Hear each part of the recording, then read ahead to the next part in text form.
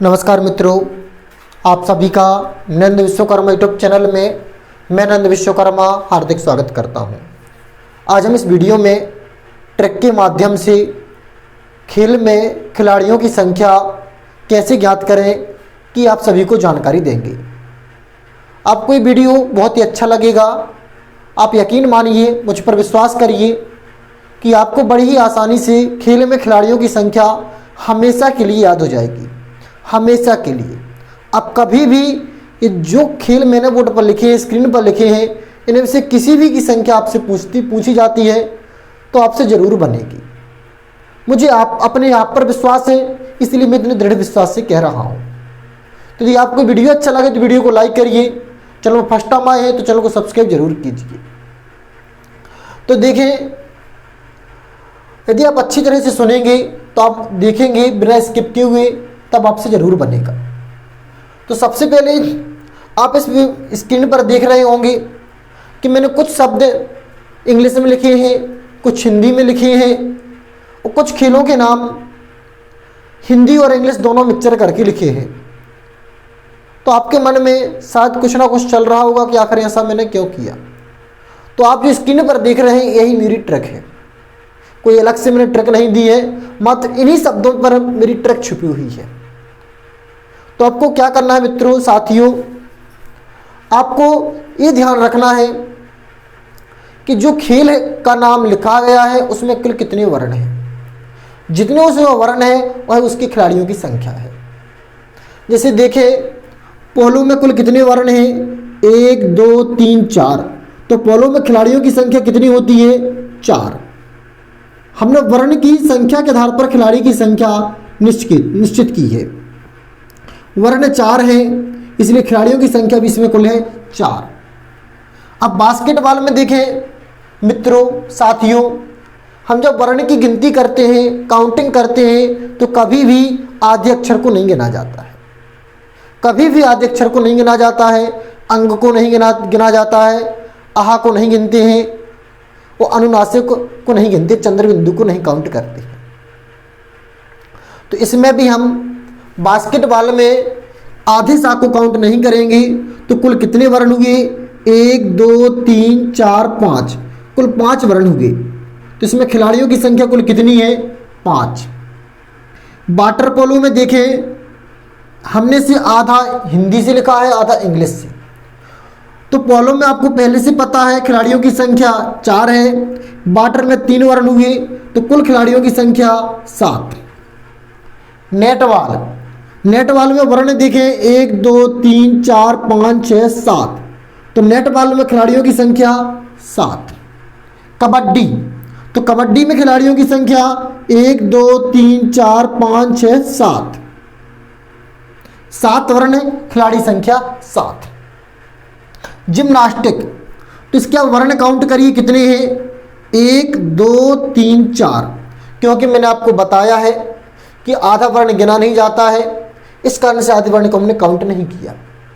तो खिलाड़ी संख्या वर्ण कितने हैं? 4। लेकिन जिम्नास्टिक में खिलाड़ियों की संख्या होती है वर्ण की दुगनी।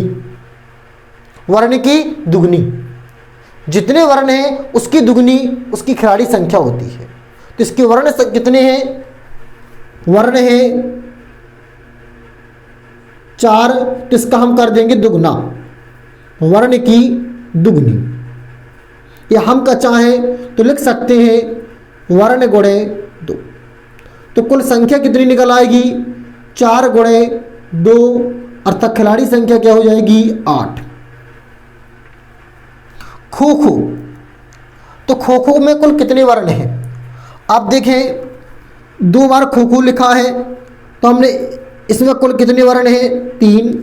इसमें कुल कितने वर्ण हैं? 3। आपको पता है कि मैथ में अल्फाबेट के मध्य कोई चिन्ह ना होने पर गुणा का चिन्ह माना जाता है। तो यहाँ पर हम कौन सा चिन्ह लगा दें? गुणा का चिन्ह। और कुल वर्ण संख्या, अब जब हमने गुणा का चिन्ह लगा दिए तो इन दोनों का गुणा करेंगे तो कुल कितना आएगा? 9। तो खो खो में खिलाड़ियों की संख्या 9 होती है। इसके अलावा एकमात्र खेल बेसबॉल बचता है जिसमें खिलाड़ियों की संख्या 9 है। ठीक है ना। अब इसके लिए मैं दूसरा ट्रिक भी आपको दे रहा हूं इन दोनों के लिए। आप देखें मित्रों, साथियों, हम लिखे खो, शायद यहां पर आपको साफ ना दिख रहा हो, खो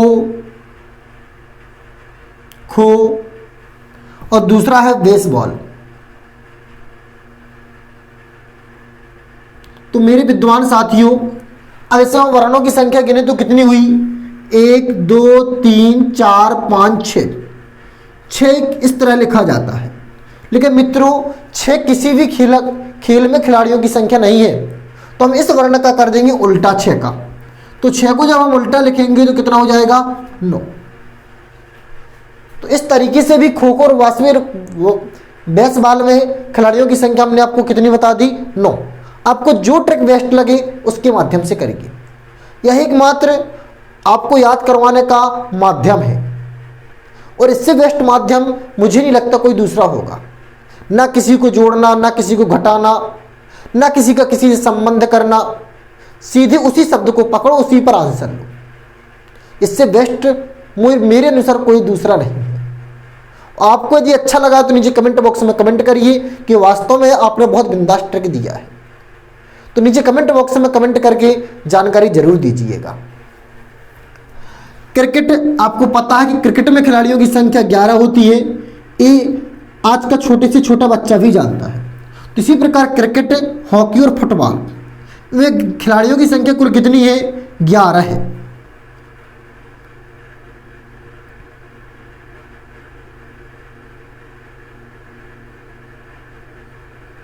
सबसे अधिक खिलाड़ियों की संख्या जो होती है, सर्वाधिक, यदि कोई आपसे पूछता कि सर्वाधिक खिलाड़ी की संख्या किसमें होती है, तो वो है आपकी रग्बी फुटबॉल।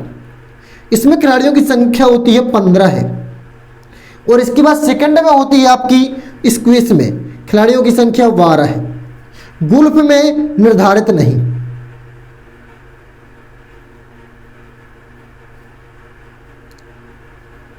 तो इस तरह आपको ये 2 और आसानी से याद हो गए, क्योंकि जब सर्वाधिक आ जाती है तो ऑटोमेटिक दिमाग वहीं पर क्लियर हो जाता है कि सर्वाधिक खिलाड़ियों की संख्या किसमें है? Rugby football 15। उसके बाद किसमें है? स्क्वैश में 12। यहां से हम यहां तक आपको ट्रिक बता चुके हैं। इसके अलावा जो शेष बचे उस पर हम बात करते हैं। शतरंज तो आप देखते ही रहते हैं, टीवी में देखा होगा, स्क्रीन पर देखा होगा, खेला होगा। तो इसमें कितनी होती है? एक व्यक्ति स्वयं और एक पार्टिसिपेट करता है। मुक्केबाजी में एक व्यक्ति स्वयं होता, दूसरे ऐसा मुक्का मारता। तो खिलाड़ी संख्या 1। कई स्थानों पर इसमें 2 भी जिक्र किया गया है, क्योंकि एक व्यक्ति तो खेलेगा नहीं, तो 2 भी कई स्थानों पर जिक्र किया, कई किताबों में लिखा गया है। इसके अलावा शेष सभी जो बचते हैं उनमें खिलाड़ी की संख्या 2।